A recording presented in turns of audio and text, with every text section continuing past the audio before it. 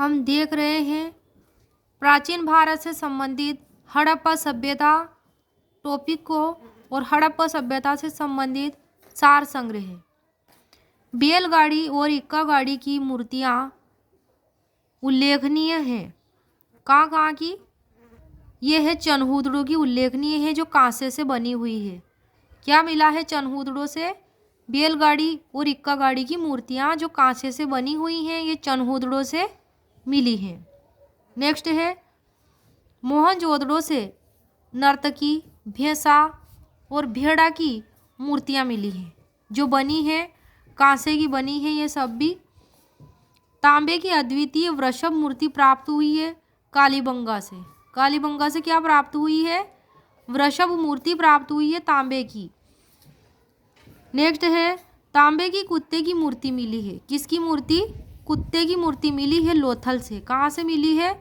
लोथल से मिली है।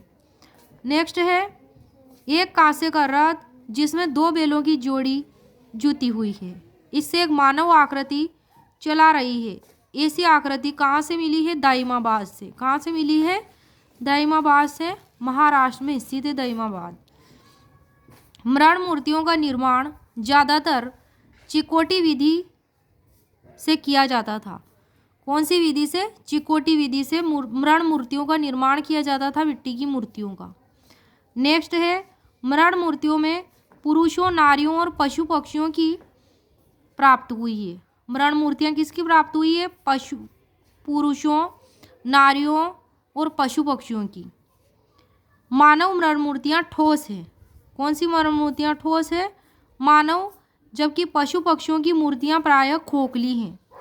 और सबसे ज़्यादा मृण मूर्तियाँ प्राप्त हुई है पशु पक्षियों की। किसकी? पशु पक्षियों की मृण मूर्तियाँ।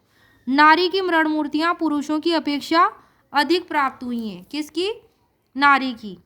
नेक्स्ट है नारी की मृण मूर्तियाँ हड़प्पा और मोहनजोदड़ो, चनहूदड़ो आदि से प्राप्त हुई है। कहाँ से प्राप्त हुई है?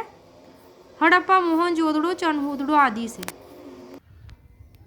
राजस्थान और गुजरात आदि के किसी भी क्षेत्र से भी नारी की मृण मूर्तियाँ नहीं मिली है। कौन से स्थानों से नारी की मृण मूर्तियाँ नहीं मिली है? राजस्थान, गुजरात आदि क्षेत्र से।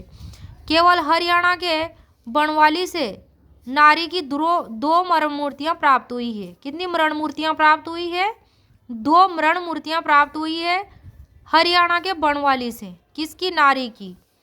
नेक्स्ट है नारी मृण मूर्तियों में भी कुंवारी नारी की मृण मूर्तियाँ सर्वाधिक प्राप्त हुई है। मोहनजोदड़ो के डीके क्षेत्र और अन्नागार क्षेत्र से पुरुष मृण मूर्तियाँ प्राप्त हुई है और मोहनजोदड़ो के एचार क्षेत्र से नर्तकी की मूर्ति मिली है। नेक्स्ट है पशु पक्षियों की मृण मूर्तियों में पशुओं में मिले हैं बैल, भैंसा, भेड़ा, बकरा, कुत्ता, हाथी, बाघ, गेंडा, भालू, सूअर, खरगोश, बंदर आदि की मूर्तियाँ मिली है। इनकी मूर्तियाँ मिली है।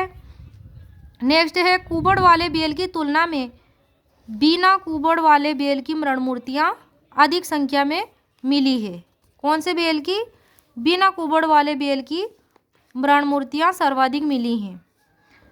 और गाय की मृण मूर्ति प्राप्त नहीं हुई है। ये इम्पोर्टेंट है। अगर परीक्षा में पूछ लिया जाए कि गाय की मृण मूर्ति प्राप्त हुई है या नहीं, तो इसमें हो जाएगा नहीं, गाय की कोई मृण मूर्ति प्राप्त नहीं हुई है। गिलहरी, सर्प, कछुआ, घड़ियाल तथा मछली की भी मूर्तियाँ प्राप्त हुई हैं। नेक्स्ट है पशुओं में मूर्तियाँ मोर, तोता, कबूतर, बतख, गोरैया, मुर्गा, चील और उल्लू की प्राप्त हुई है।